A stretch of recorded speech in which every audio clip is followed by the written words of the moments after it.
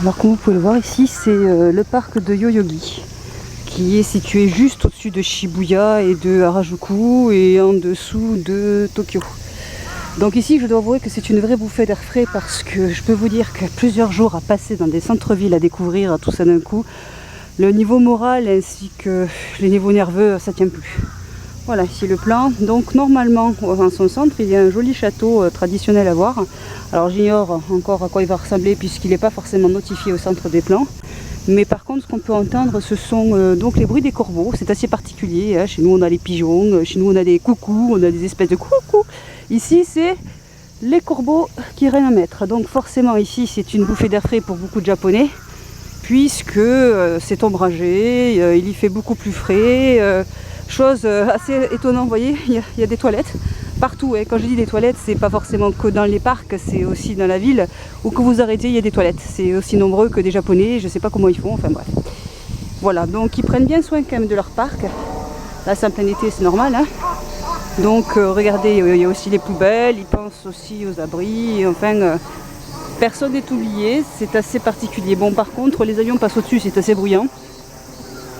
Mais en dehors de ça, ce n'est pas comparable que lorsqu'on est confronté au centre de la ville. Et franchement, ça fait du bien. Ça fait du bien, franchement, de lâcher prise. Alors ici, il y a plusieurs petites races d'oiseaux, vous voyez. Ça va du canard à l'aigle. Ouais, manifestement, il y a des aigles ici. C'est cool, c'est du level up. Donc... on peut s'arrêter à chaque endroit puisqu'en fait tout nous invite à nous reposer, à bercer du regard. Autre chose, il est 4h30, à 6h il va faire nuit, et oui, plus nous avançons au mois d'août et plus la nuit tombe tôt. Et de ce fait je pense que c'est la bonne heure au soleil couchant pour voir le joli parc. Donc j'ai commencé avec Shibuya ce matin, c'était très bien, mais bon, moins intéressant que certains autres centres-villes. Mais bon, il y avait un magasin assez intéressant au niveau des arts, donc voilà. J'ai rencontré un ami français de l'école. Et puis, tout tranquillement, je suis venue ici pour rejoindre donc Harajuku, qui est aussi un autre quartier phare du Japon. Et en jonction, ce joli jardin. Alors, il faut savoir qu'il y en a deux grands qui sont en dessous de Shinjuku, qui est la mairie de la ville. Là, c'est l'un d'eux. Alors, celui que je voulais visiter, ce n'était pas forcément celui-là. Mais je suis quand même agréablement surprise.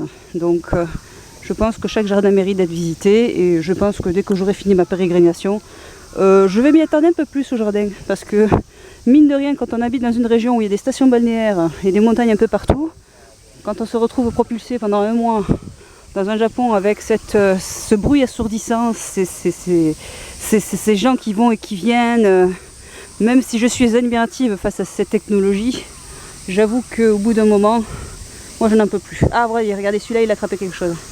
Ah non, c'est des feuilles. Voilà, donc les corbeaux sont monnaie courante ici dans la ville. Voilà, donc par contre, voilà, ça c'est une chose qui est sûre, c'est qu'il y fait bon vivre. Je suis surtout agréablement surprise de voir que le parc est pratiquement déserté. Quand je dis déserté, vous voyez, il n'y a pratiquement personne. Hein. Sachant que quand vous allez dans un centre-ville de Tokyo, à moins que vous ne soyez pas habitué à Paris, je pense qu'il va être difficile d'imaginer un petit peu ce à quoi on est confronté par rapport à tout ça. Voilà, moi perso, j'étais habitué à Paris parce que justement je m'étais fait la promesse d'essayer de voir ce que ça donnait sur une semaine. Maintenant un mois sur Tokyo, je peux vous dire qu'il faut avoir bien les burnes bien accrochées parce que niveau mental et s'accrocher tous les matins pour partir et aller de ci de là, c'est être incroyablement organisé. Alors j'arrive à baragouiner quelques mots, ce qui me sauve déjà pas mal assez, mais c'est sans compter sur la gentillesse énorme des Japonais. Ils sont très ouverts, ils veulent bien vous aider, il n'y a aucun souci à ce niveau-là. Voilà, donc je vous laisse sur cette petite vidéo, c'est très agréable, mais faut tenir quand même le coup parce qu'à ce rythme-là, c'est voilà.